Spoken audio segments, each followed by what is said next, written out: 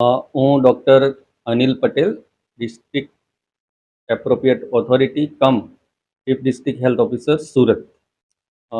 Shivam hospital અને ICU hospital જે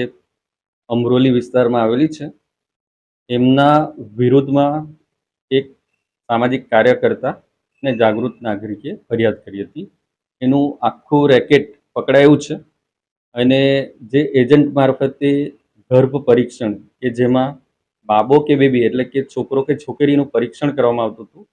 અને એના જે પેશન્ટ સગર્ભા બહેનોને અહીંયા મોકલવામાં આવતા હતા, એનું ડિટેલમાં તપાસ કરીને જે એજન્ટો હતા ત્યાંની ફરિયાદ હતી, એમના થ્રુ જાણવા મળ્યું કે શિવમ હોસ્પિટલમાં મોકલવામાં આવે છે. તો અત્યારે અમે આ એકદમ સાચી અને સચોટ માહિતી છે, એટલા માટે આજે પીસીપીએનડીટી એક્ટ ગર્ભ પરીક્ષણ ન કરી શકે એ કાયદાનો ભંગ કરેલો હોવાથી આજે સોનોગ્રાફી મશીન છે જે અમારા પીસીપીએનડીટી એક્ટ હેઠળ રજિસ્ટ્રેશન પણ છે, તો કાયદાનો ભંગ કર્યો હોવાથી એને મશીન સીલ કરીને એની કાર્યવાહી કરી રહ્યા છે.